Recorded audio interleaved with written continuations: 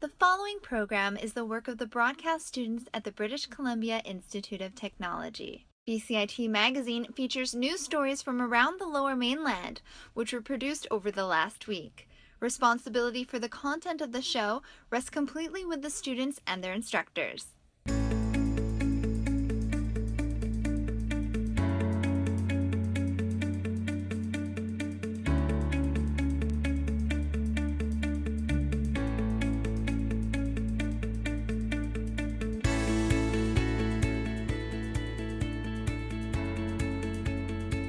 On BCIT Magazine, Abbotsford residents come together to mourn a fallen officer.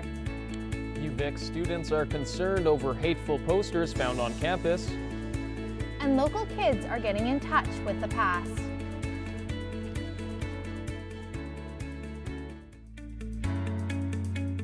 Hello and welcome to BCIT Magazine. I'm Jimmy Fabbro. And I'm Kayla Schultz. Constable John Davidson of the Abbotsford Police Department died trying to stop an alleged car thief from fleeing the scene. Twyla Matto has a story on how it's affecting the community. The memorial outside of the Abbotsford Police Department continues to grow as people come to pay their final respects to fallen APD officer Constable John Davidson. Members of the community have been trickling in for hours to pay their respects here at the station. Many of them knew Constable Davidson through his community involvements and wanted to commemorate an officer dedicated to protecting his city. Police officers, department administrators, and those directly impacted by Constable Davidson visited the station. We made a drug prevention video called Operation X, so I worked quite closely with him for a few years, and we did a bunch of presentations at schools, and yeah, he was very supportive with all of us. And he worked in a few schools, and he would come and talk with me in my house with my kids, and he was just such an amazing guy. Like, he was beyond a police officer. He was like a friend. To see that guy put his life to protect us, and that's amazing. That's something that you should expect from the police, and to feel safe, and rest in peace for him. But he's brave. The suspect, Oscar Arfman, has been charged with first-degree murder, but in Abbotsford, it all comes down to the fact that one of their own is gone. Just such an amazing person, and I can't believe it. I hope we can kind of all come together and make these things change, but there's not much you can do. Twyla Amato in Abbotsford for BCIT Magazine. Constable Davidson's death is being felt far and wide in Canada's first responder and military communities. Spencer Harwood looks at the impact on Canada's Band of Brothers. Fellow police officers, first responders, and military veterans gathered together to mourn the death of Constable John Davidson. Abbotsford Police Chief Bob Rich recognized the role Davidson played in his life and the people around him. John Davidson is my hero. He's this community's hero. Peace officers killed in the line of duty are exceedingly rare. According to Stats Canada, only 10 in BC have died since 1961. Davidson's death was still a gut punch to Jack Renshaw. He's a City of Abbotsford worker and a Canadian Armed Forces vet. These guys do a job the same as everybody else, and it really strikes close to home when it's in your community, and these guys put their life on the line every day. As a member of the military, there's obviously kind of a feeling of brothers in arms here. Do you think that expands kind of across to all peace officers, to every service department? Pretty much, yep. Well, everybody stands together. Rich echoed the support they've received from other police officers. Yesterday there were, and I actually don't know the number, but I will guess there were 100 police officers here from other departments. The outpouring of condolences and support on social media has come from across Canada. From Nanaimo to Russell, Ontario, as far away as Conception Bay South, Nova Scotia, and even Prime Minister Justin Trudeau himself. Davidson's friends left a Newcastle United soccer jersey behind with a message. It reads, "Dear John, you will be missed." Spencer Harwood in Abbotsford for BCIT Magazine. Our reporter Spencer Harwood joins us now. Spencer, what can you tell us about the suspect, Oscar Arfman? Well, Jimmy, as we know, Oscar Arfman is a 65-year-old man from Alberta and a former farmer. His ex-wife, Hope, let us know that 13 years ago she had left him when he became emotionally abusive.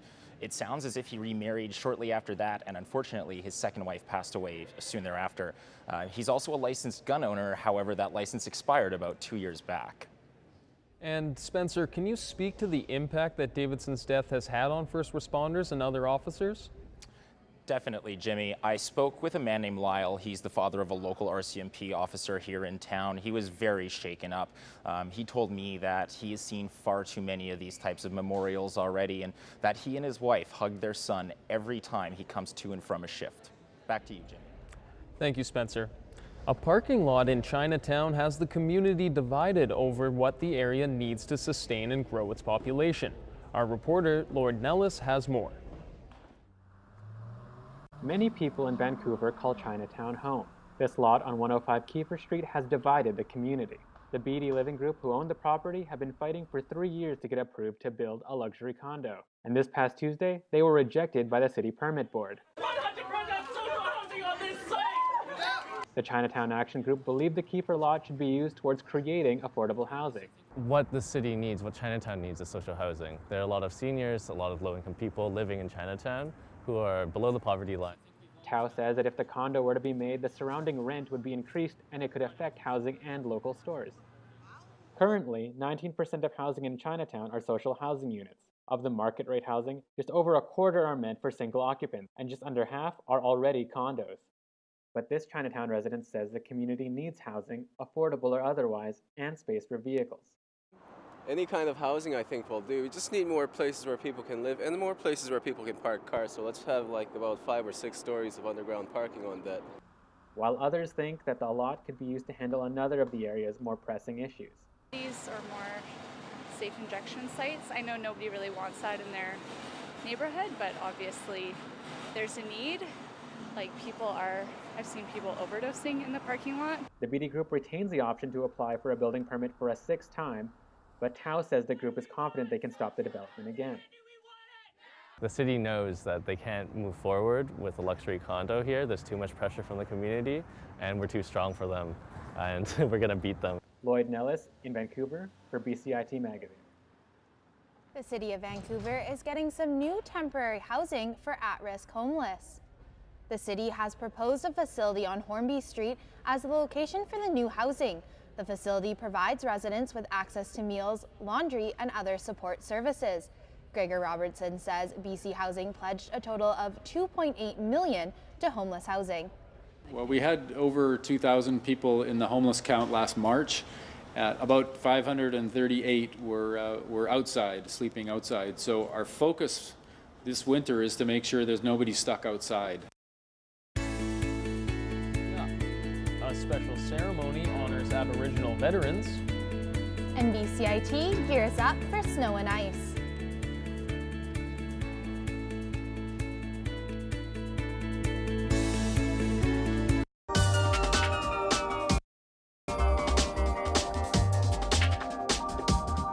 I chose BCIT because I know that all the programs are very hands-on. We have our own radio station. Like it's one of the best programs that I've ever heard of.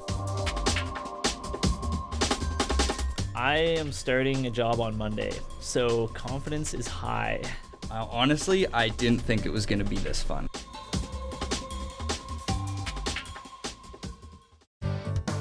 Standby graphics, ready, camera one. If you want to experience the fast-paced world of news, today on BCIT Magazine, striking, make magic on a movie set, frame, and action, or bring your creative ideas to life, BCIT's hands-on training will get you started. BCIT Television and Video Production. Your possibilities start here. Nice to meet you. Welcome back. Remembrance Day is this weekend, and not everyone knows the rules of wearing a poppy. Gerry Vowles is with me. He's the former president of the BC and Yukon Command of the Royal Canadian Legion, and he's here to talk to us about proper poppy etiquette. So, Gerry, what can you tell us about the do's and don'ts of how to wear a poppy? First, you have to make sure that you go and watch one of the people and walk up to them on the street that are offering poppies and put the donation in, because that's important. Then you put the poppy on your left lapel. The heart is here, but it's pretty close. And you got to make sure that it has a black center, not a green center.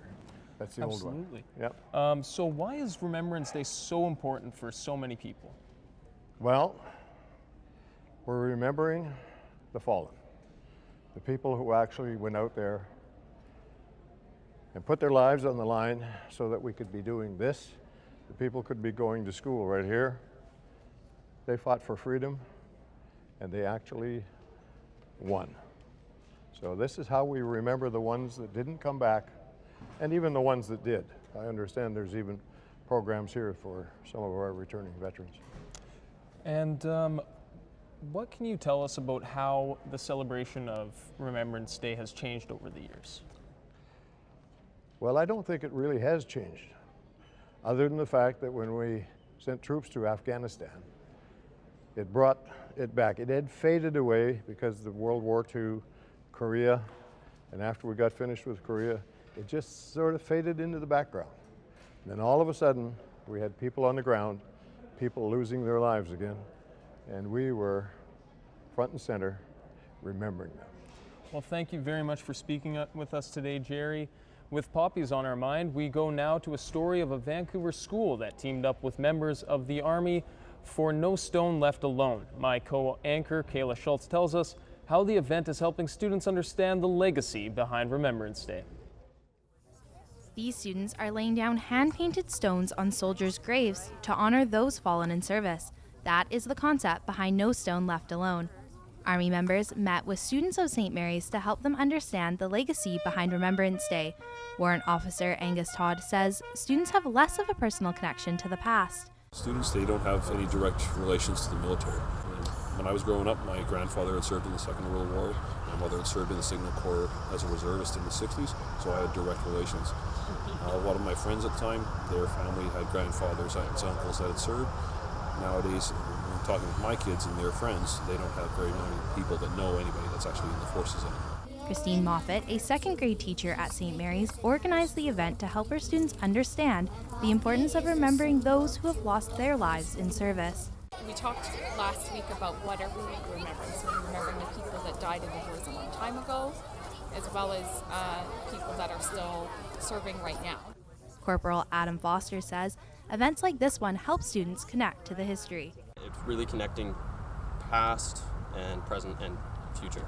For me, walking through here, there's, like I said, a lot of past members of my regiment that have been laid to rest here, and me being part of that regiment, it's a pretty personal connection. During No Stone Left Alone, students spent a few hours paying their respects and singing songs in remembrance for soldiers who lost their lives in war. Kayla Schultz in Vancouver for BCIT Magazine. Victory Square was full yesterday with people honoring fallen First Nations soldiers. Lauren McFarland has the story on how important the ceremony is for the community. This isn't the Remembrance Day parade, but these people are marching to remember fallen soldiers. November 8th is Aboriginal Veterans Day, and this event specifically honors those First Nations soldiers who gave their lives for Canada, even when Canada couldn't properly thank them. He did not have the right to vote. He did not have the right to go to college. And yet, he joined up, to fight for freedom, for democracy. Indigenous people of Canada were willing to sacrifice so much on behalf of this country, even though they weren't really a part of it. The parade is bigger than ever before, with many members of the downtown Eastside community and First Nations taking part, both old and young. Once the parade reached Victory Square, traditional songs celebrated the sacrifice Aboriginal soldiers made. Some government officials spoke, a big change from the years when the federal government didn't acknowledge the day. Previously, the Aboriginal veterans were not invited to the November 11th and made a proclamation to declare their own. And now the Canadian government, for the last 3 or 4 years, is more stronghold in support of the Aboriginal veterans. The ceremony may be smaller than the one on Saturday, but some people are fine having a separate day to mark the event. In order for us to do our protocols, the important things that go with taking care of the passed aways, this is a very important day for us. We're able to accomplish all those things with all the volunteers and everyone working together.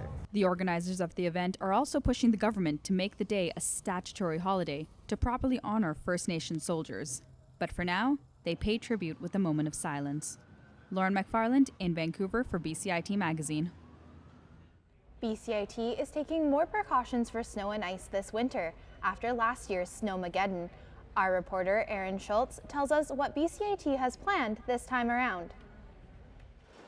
Just like Game of Thrones, winter is coming, and BCIT has gained their army ready to take it head on. Last year, BCIT's Burnaby campus was a winter catastrophe. Turns to slush and not wearing the proper shoes. I've seen people in high heels even, and they're like slipping and sliding. And I had to walk slowly just to make sure I didn't slip and fall on the ice. Part it was super easy because I only lived like 5 minutes away.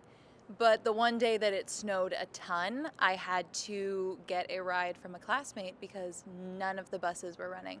The U.S. National Weather Service predicts a 60% chance of another La Nina winter this year. Adam Dickinson of BCIT's Facility Services says the speed and the duration of the snow was the most challenging part last year. We've learned from last year, which is why we've increased our fleet this year. BCIT brought in multiple new snow plows, a brine maker, and more new toys to deal with the ice and snow. We've brought in some new ATVs as well, I should mention, for our grounds crew, which is great. We purchased a skid steer, which is also great. So internally, raising up our equipment level will definitely help us from some of the challenges we had last year. But other than that, I think it was a pretty good year last year. Dickinson says BCIT is prepared for a heavier snowstorm than last year and is confident that they can control the ice and snow more efficiently. Aaron Schultz in Burnaby for BCIT Magazine. We're joined now by our reporter Aaron Schultz. Aaron, along with the vehicles, what other gear will BCIT use to deal with the snow and ice? Well, the BCIT Facility Services did buy a 500-gallon storage tank along with the brine maker, brine being a condensed water solution with salt in it, along with the salt which will be sprayed over the ice in the lots. And they've also installed applicators on the vehicles such as the snowplow that we just saw earlier to put the brine and the salt in there to help spread it around. Kayla? Aaron, does BCIT have a different approach to how they'll deal with snow in the parking lots? Well, Kayla, BCIT still plans to plow the snow to the sides of the parking lot just so they can get the ice on the surface. However, Adam Dickinson did tell me that they will be shoveling and transporting that snow elsewhere. We haven't gotten quite how many details where it will be going. However, students and staff won't have to worry about limited opportunities to park. Back to you. Thanks, Aaron. School is meant to be a safe and accepting place for students, but as one Vancouver Island university is finding out, they aren't immune to hate. Ben Phillips has more from Victoria. It wasn't too long ago that pro-white posters were found here at the Cornett building on the campus of the University of Victoria. These posters were found around the campus 2 weeks ago, and they promote an alt-right and white supremacist movement. That has acting organizer of the anti-racism UVic raising awareness. I don't think there's nearly enough awareness, for one thing, of the depth of a lot of the racist sentiments that exist in Canada, which is so often portrayed as an accepting and multicultural nation. Students on campus are still fairly shocked 2 weeks later. Disgusted. Like, as soon as I saw it, I ran in my sister's room and said, "Did you see this?" We couldn't believe it. All my friends, same thing, just who would do that? That would go here. Yeah. My first thought, looking on the computer and seeing that a group had actually posted them up, I was utterly disgusted. Automatically you think that it's not going to happen again, especially in a place like Canada. The university refused to comment further aside from their initial statement, saying, "No forms of racism or discrimination are acceptable."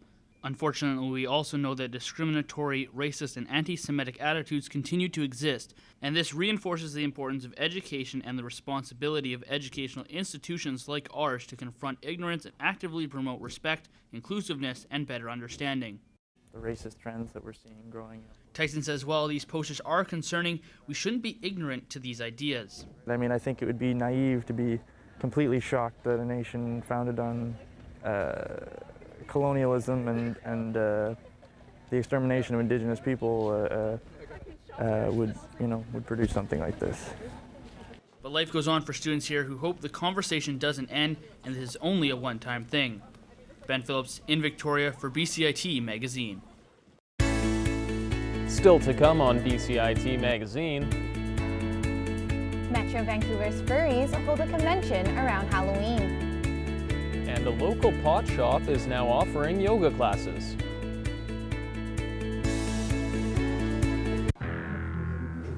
Back order control. Zoom out just a tiny bit. Sorry, say that again? Can you zoom out a tiny bit? It's a quick 2 years. They get you in and they get you out, but you leave with so much more knowledge than you walked in. The BC Hockey League hosted the 3rd annual BCHL Showcase last weekend. The showcase also allows fans to come. The tools you learn are very valuable.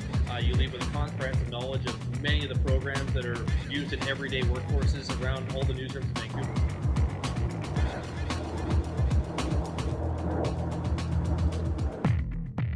At the beginning of your 2-year program, you don't really expect that in 2 years' time you're walking out ready to be a part of the journalism industry. Good morning and welcome to Evolution News. I'm Chantal Busquitsa. I was lucky enough to get a job a week after I graduated. I think that has a lot to do with the teachers and fellow students prepping you for the outside life once you graduate from BCIT. Yeah, if it wasn't for BCIT, I'd be lost. Welcome to BCIT's Community Calendar, the weekly roundup of the hottest events in and around Vancouver. UBC's annual Remembrance Day ceremony is upon us. It's open to all and will feature music by the UBC School of Music. On Sunday, the Vancouver Orienteering Club will host the Super Mini Itsy Bitsy Barkley Marathons, a smaller version of the notoriously difficult Tennessee Marathon. It'll take place in Lynn Valley and entry is just $1.60. On November 11th, the Funny Fun fundraiser takes place. It's a fundraiser in support of the Tumor Foundation of BC. Tickets are $30 and doors open at 7. The Museum of Vancouver is hosting a photo exhibit called City on Edge, which looks at how protests have shaped the identity of Vancouver. There'll be 650 photos on display and admission is $19. That's been your community calendar. Have a great week.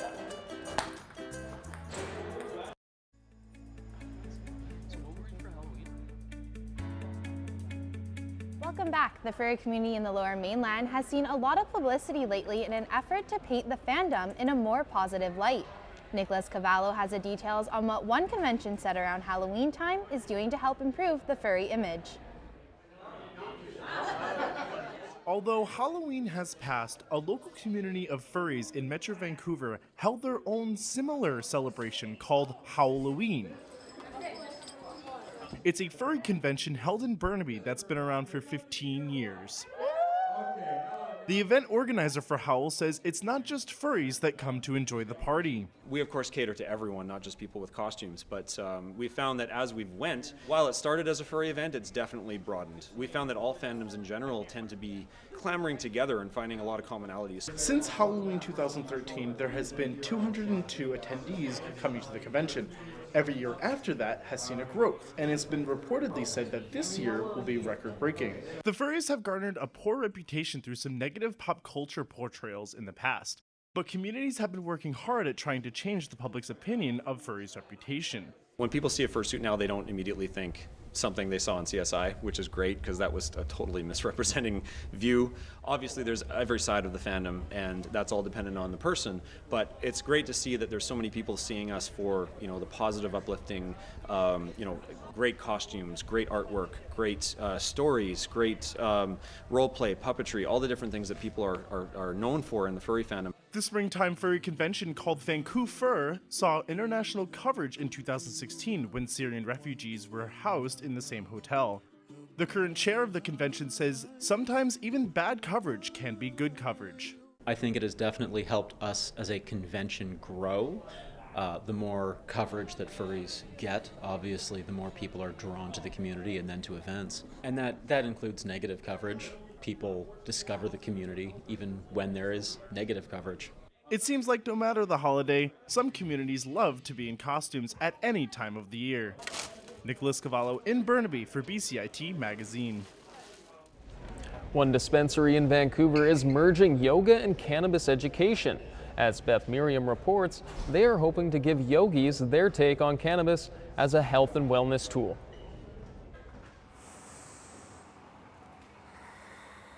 This yoga class called Flower and Freedom takes place at Aura Dispensary. No cannabis is consumed on site, but workshops before class explain the health benefits of cannabis use, like this healing rub for chronic pain. The reason we do this is that we want to find ways to incorporate cannabis education and self-care and health and wellness activities that are really good for us, to show that cannabis and a healthy lifestyle do go hand in hand. But using pot here doesn't mean you're getting high. There are a lot of misconceptions about cannabis. Now, THC does have anti-inflammatory effects, and there are ways to consume it without getting high. Miriam Wilson is a regular yogi here at Aura, and she feels the cannabis and yoga marriage makes sense. It's great. I think it's a really natural combination, and it's really valuable to be able to participate in a healthy activity. We asked fitness enthusiasts what they thought of pot and pumping iron. I'm not a yoga person, but if you're into strength training and running like I am, I'm thinking a dispensary is not a good marriage. I think athletes have been using cannabis for a long time now, and it's great to see the culture really embracing it, and there's a lot of positive aspects. Ray says with the coming legalization of cannabis, businesses could be less hippie and more hipster. And so we will see more positive activities and this redefining of cannabis as we move towards legalization, where people will start to understand how it is part of a healthy lifestyle. When it becomes legal, many people, having heard from other people, from the media, the benefits of cannabis, they're going to go out and they're going to try it for those reasons, I predict. There's certainly going to be, and there already are, entrepreneurs who are trying to take advantage of that and market it as a health and wellness tool. Ray is hopeful that this trend will continue as more and more people flock to this studio. Beth Miriam in Vancouver for BCIT Magazine. BCIT Magazine, I'm Jimmy Fabbro. And I'm Kayla Schultz. We leave you now with footage of wreaths being laid in honor of fallen Indigenous soldiers.